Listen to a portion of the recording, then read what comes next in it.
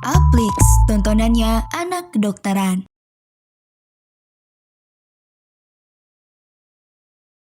Halo teman Akmeds, kembali lagi bareng aku, Kak Adel. Di video kali ini kita akan belajar tentang obstetri dan ginekologi, khususnya tentang gangguan nutrisi dalam kehamilan. Nah, ini ada learning outcomes kita kali ini, yaitu teman Akmeds mampu mengetahui diagnosis dan tata laksana berbagai gangguan nutrisi yang sering terjadi dalam kehamilan. Pembahasan kita hari ini ada 3, yaitu yang pertama ada anemia defisiensi besi, yang kedua defisiensi B12 dan asam folat, dan terakhir ada diabetes gestasional. Kita bahas mulai dari anemia dulu. Kondisi anemia defisiensi besi pada kehamilan itu lumayan sering ya teman Akmeds, dan kriteria hemoglobin pada ibu hamil itu agak sedikit berbeda daripada orang dewasa biasanya. Jadi dia dibedakan dari trimester. Untuk trimester 1 dan 3, dia kriterianya HB di bawah dari 11 gram per DL. Kemudian untuk trimester 2, dia kurang dari 10,5 gram per DL. Kalau kurang dari angka yang sudah disebutkan tadi, maka dia akan tergolong anemia defisiensi besi pada kehamilan. Diagnosisnya ditegakkan dengan cara melihat ada gejala anemia dan juga ada hapusan darah tepi, SI, TIBC, dan juga ferritin. Kemudian pada hasil lab juga tampak anemia hipokromik mikrositer. Nah, tata laksananya bisa kita berikan yang pertama, bila tidak ada pemeriksaan penunjang, maka cukup 60 mg tablet besi ditambah 250 mcg asam folat, dikonsumsi 3 kali sehari selama 90 hari. Kalau membaik, lanjutkan hingga 42 hari pasca persalinan. Kalau semisal hasil ferritinnya kurang dari 15 Ng per ml, maka terapi besi harus dengan dosis 180 mg setiap hari. Jika tidak membaik, maka kita wajib merujuk ibu hamil. Dan wajib transfusi jika HB kurang dari 7 atau hematokritnya kurang dari 20%. Nah, ini ada beberapa jenis sediaan tablet besi, ada sulfasferus, ferofumarat, ferogluconat, dan juga besi polisakarida. Berdasarkan dosis sediaannya dan kandungan besi elementalnya. Tapi yang paling sering dipakai adalah tablet sulfasferus. Nah, ini ada indikasi transfusi darah pada ibu anemia. Yang pertama, jika HB-nya kurang dari 7, alias anemia berat.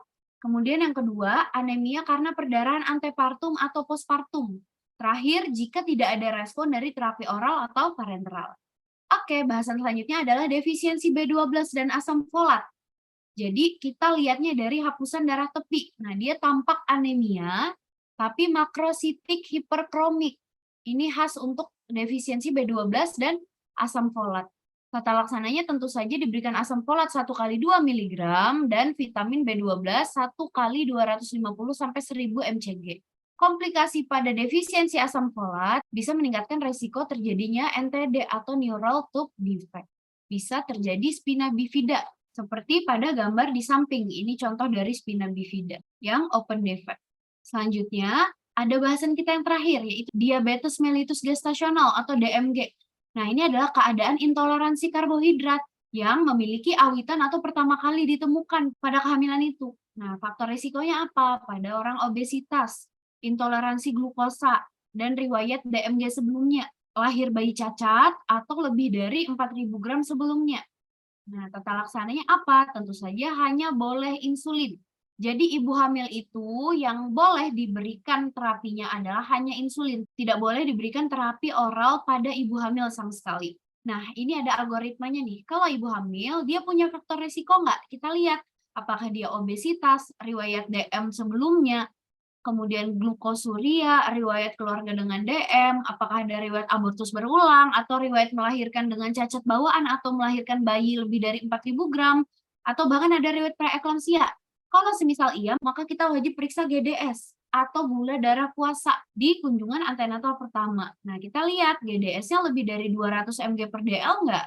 Terus ada gejala klasik hiperglikemia nggak?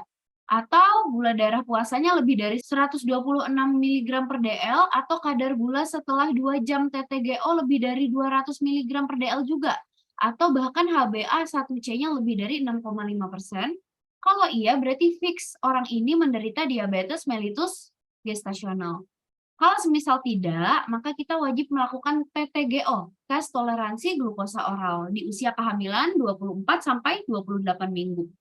Kalau ternyata GDP-nya lebih dari 92 mg per dl atau kadar gula darah setelah 1 jamnya sama dengan lebih dari 180 mg per dl atau kadar gula darah setelah 2 jamnya lebih dari 153 mg per dl, maka itu fix termasuk diabetes mellitus gestasional juga.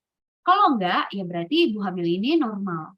Oke, itu dia tadi materi pembahasan kita tentang gangguan nutrisi dalam kehamilan. Sekarang kita kuis dulu ya. Kamu bisa pause video ini dulu, nanti kita bahas bareng-bareng.